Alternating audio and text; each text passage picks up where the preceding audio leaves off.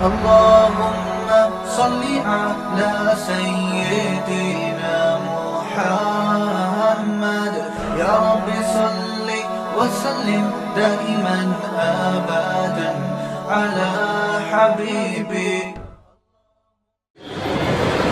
اسلام کی نظریاتی جنگ تھی ہندوازم سے، یہودیت سے، مناظرے ہوتے تھے، بحثیں ہوتی تھیں. اب ہندو مذہب میں، عیسائیت میں، یہودیت میں، بدھسٹ میں اتنا دم نہیں رہا ہے کہ وہ اسلام کے مقابلے میں آگے بولو بھائی کھڑے، دم ختم، جان نہیں رہی ہے. خود مذہب کو ماننے والے لوگ وہ اپنے مذہب پہ لعنت بھیجتے ہیں، بہت سے ان میں مانتے نہیں، لیکن یہ کیا ہے.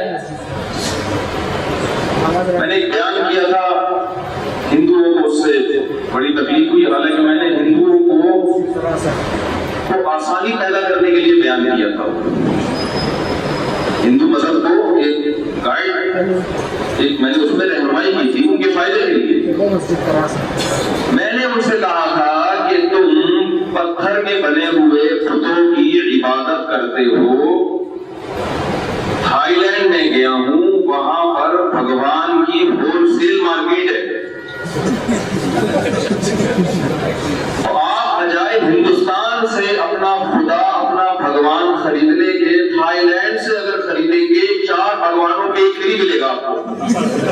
اب میں ان کی بڑائی کر رہا ہوں یا ان کو فائدے کی بات بتا رہا ہوں؟ فائدے کی بات بتا رہا ہوں یار. تم مہنگے ریٹ پہ لے رہے ہو ہے بھائی. اب دیکھو کہیں اس گلی میں دودھ مہنگا مل رہا ہے، پچھلی گلی میں سستا مل رہا ہے، اور 4 تھیلیوں پہ 1 کلو مفت مل رہا ہے. تو آپ اس سے خوش ہوں گے نا؟ کیا خیال ہے بھائی؟ یہ ریکارڈنگ شروع ہے یا نہیں ہے؟ پھر آدھی بات جائے گی، آدھی نہیں جائے گی. نہیں سر شروع ہے. 4 بھگوان پہ ایک فری میں لوگ پہنچ جائیں گے وہاں پہ لینے. اصل بات سمجھ میں کیا یہ ہو کیا رہی ہے. تو میں نے یہ بیان کیا، ہندو لوگ کہتے ہیں کہ ہمارے بھگوان کا مذاق اڑا رہے. مذاق تھوڑی اڑا رہا ہوں، میں آپ کو بتا رہا ہوں کہ 4 بھگوان پہ ایک فری مل رہا ہے آپ کو. ہندوستان کو تھائی لینڈ میں بڑی مارکیٹ ہے، ہر سائز کا بھگوان دستیاب ہے. یہ ایک الگ سہولت ہے وہاں پر. منی پیکنگ میں بھی ہے بڑا بھگوان، اگر بڑے کاموں کے لیے جیب میں رکھنے کے لیے الگ چھوٹے چھوٹے بھگوانوں کے ساتھ شیلف دستیاب ہیں.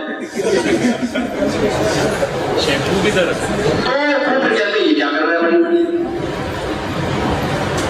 ہندوازم میں گائے کو ماں سمجھا جاتا ہے. میں گائے کی توہین نہیں کرتا، میں یہ کہتا ہوں کہ ہندو گائے کی توہین کر رہے ہیں. گائے کو ماں کہہ کر اس کے کردار پہ انگلی اٹھا رہے ہیں. کیوں؟ گائے اگر ماں ہے تو بیل باپ کیوں نہیں ہے؟ سیدھی سی بات.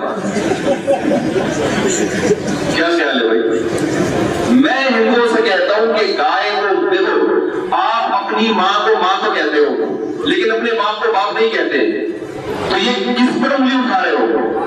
یہ ماں کے کردار پہ انگلی اٹھا رہے ہو.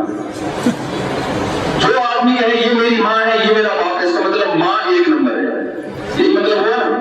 اگر آپ کہتے ہو یہ میری ماں ہے مگر یہ باپ نہیں ہے، تو یہ باپ پر انگلی نہیں ہے، یہ کس پر ہے؟ یہ ماں کے کردار پہ. ہندو سے کہتے ہیں بھائی گائے کتنی خدمت کرتی ہے، دودھ دیتی ہے، سردی گرمی برداشت. بھینس یہ کام نہیں کرتی. گائے کا دودھ صحت کے لیے اچھا، بھینس کا دودھ اتنا اچھا نہیں ہے، دودھ بھی زیادہ دے رہی ہے. یہ بھی اتنی ہزاروں سال سے انسان کی خدمت کر رہی ہے. تو اس کے احترام کا تقاضا یہ ہے، اس کے 1 نمبر ہونے کی دلیل یہ ہے کہ گائے اگر ماں ہے تو بیل کیا ہے؟ ہندو کہتے ہیں یہ کیسی باتیں کرتے ہیں. تو میں یہ کر رہا ہوں کہ اسلام کے علاوہ جو دوسرے مذاہب ہیں ان میں جان بولو نہیں ہے. ہم سب نہیں ہے، کوئی نہیں اس کو مانتا. عیسائیت نام کی رہ گئی ہے. عیسائی مذہب میں تعلیمات ہی نہیں ہے. اچھی اور بری تو اگلا درجہ ہے نا. دیکھو ایک آدمی عیسائی مذہب قبول کرتا ہے، ایک مثال دے رہا ہوں،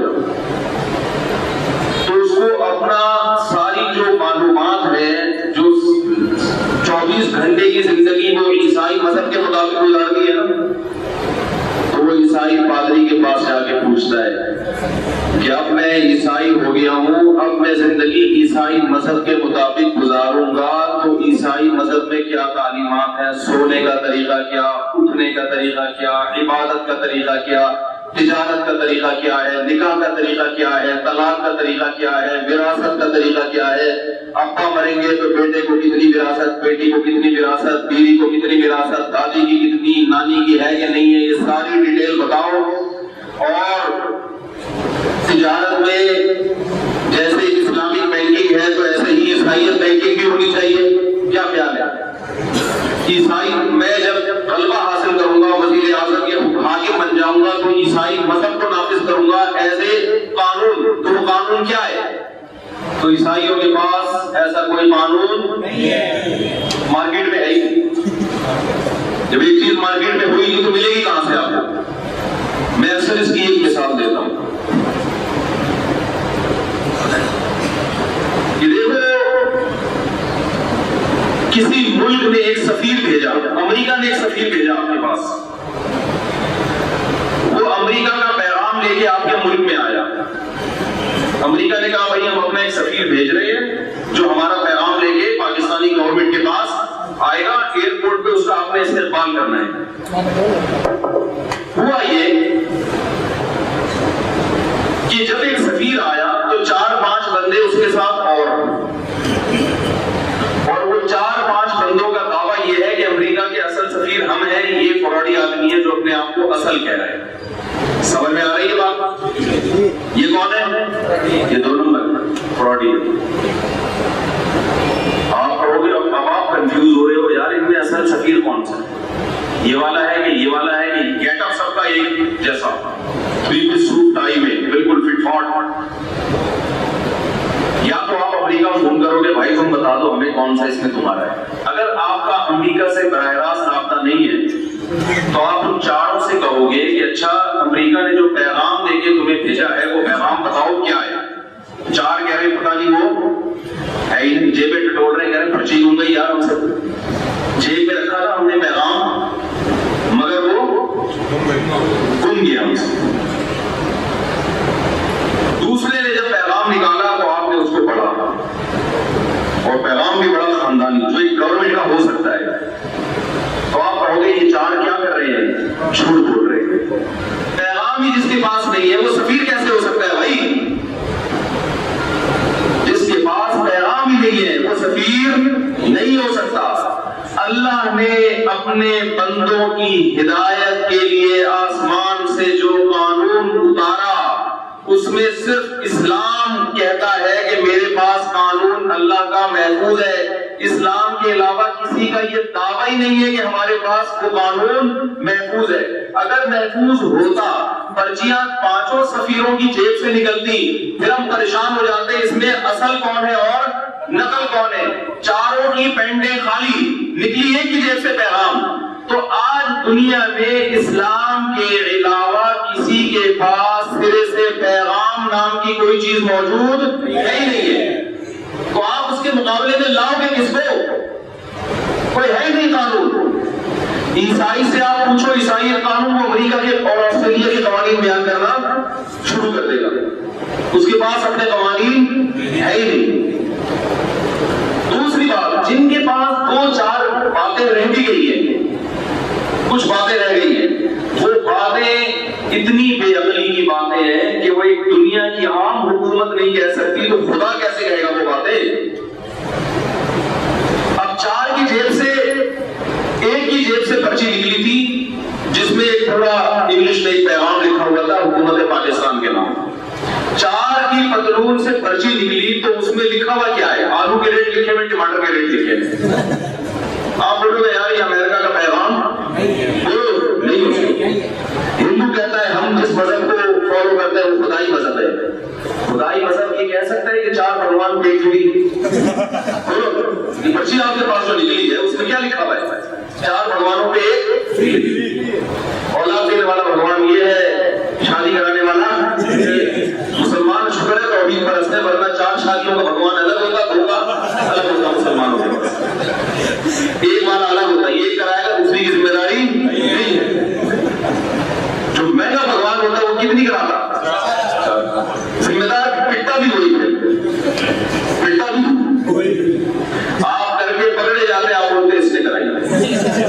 تو ان کے پاس پیغام ہی نہیں ہے۔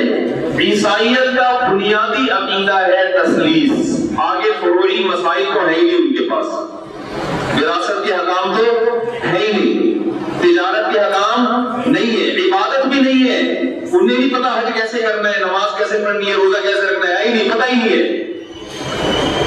اور جو پرچی میں 2-4 احکام نکلے ہیں اس میں جو ان کا پہلا قانون ہے وہ ہے تثلیث، خدا 3 بھی ہے اور 1 بھی۔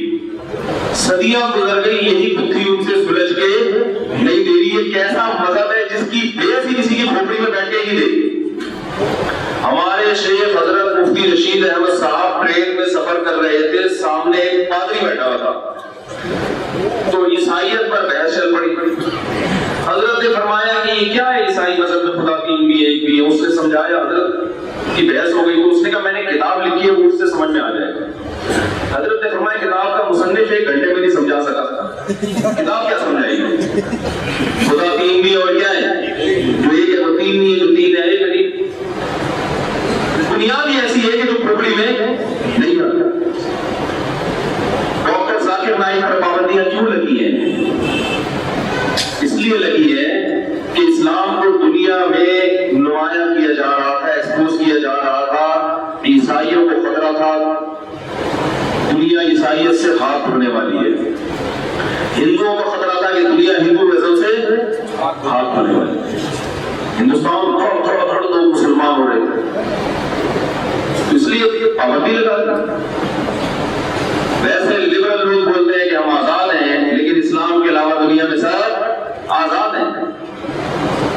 تو میں یہ عرض کر رہا تھا کہ بھائی اس وقت جو نظریاتی جنگ ہے، دنیا کے کسی مذہب کوئی اسلام کے مقابلے میں ٹکنے والا نہیں ہے۔ اس وقت دنیا میں 2 نظریات ساری قومیں سمٹ کے یا تو ایتھیزم کی طرف جا رہی ہیں کہ خدا کو ڈکشنری سے نکالو۔ بات آ رہی ہے سمجھ میں کہ نہیں آ رہی ہے؟ اور اسلام کہتا ہے خدا کو ہر چیز میں لے کر آؤ، ہر معاملے میں کون آئے گا؟ خدا۔ کسی بھی معاملے میں آپ خدا کو اپنے ڈکشنری سے 2 انتہائی ہے، بالکل ہر کام اس سے پوچھ کے کرنا ہے خدا سے، اللہ کیا کہتا ہے۔ تو یہ 2 انتہائی ہیں، اور یہ جو ہمارا نوجوان طبقہ ہے یہ 2 انتہاؤں کے درمیان پھنس رہا ہے۔ اس کی سمجھ میں نہیں آ رہا کہ میرے یہ پروفیسر صاحب صحیح کہہ رہے ہیں، یہ سائنسدان لوگ صحیح کہہ رہے ہیں، یا مدرسے میں بیٹھنے والا مولوی صحیح کہہ رہے ہیں۔ دونوں کے حلیے میں زمین آسمان کا فرق، دونوں کی باتوں میں زمین آسمان کا فرق۔ مولانا ٹائپ کے لوگ جو باتیں کریں گے اللہ رسول کی، جنت جہنم، قبر کا عذاب، ماں باپ کی پیشانی میں حج عمرے کا ثواب ہے، بیوی سے محبت کا اظہار، پیغمبر کی سنت، گرل فرینڈ اسلام میں حرام،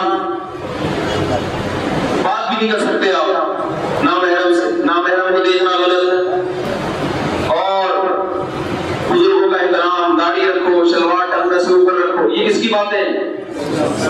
مولانا ٹائپ کے لوگوں کی بات، جو مجھ ٹائپ کے لوگ ہوتے ہیں یار، یہ پتہ نہیں کس قسم کی باتیں کرتے ہیں۔ ادھر جب آپ جاؤ گے ٹی وی کے سامنے بیٹھو تو وہاں قبر کے علاوہ آپ کو دنیا کی ہر چیز نظر آئے گی، جنت جہنم کے علاوہ ہر بات بولتے ہی ہوگی بھائی۔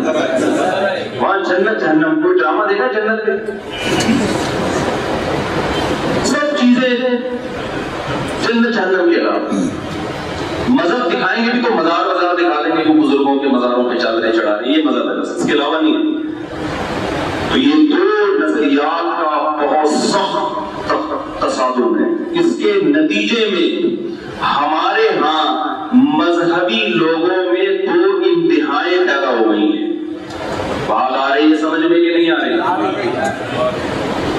2 انتہائیں، ایک تو وہ انتہا ہے جنہوں نے سائنس اور ٹیکنالوجی کی مخالفت میں مذہب کا ایسا تصور پیش کیا جو صحابہ کرام کا تصور نہیں تھا۔ انہوں نے اپنے آپ کو مسجد اور مدرسے تک محدود کر لیا۔ انہوں نے کہا یہ جدید تعلیم ہم نے حاصل نہیں کرنی، یہ ہمارا کام نہیں ہے، یہ دنیا پرستوں کا کام ہے۔ پیسے کمانا یہ نیک لوگوں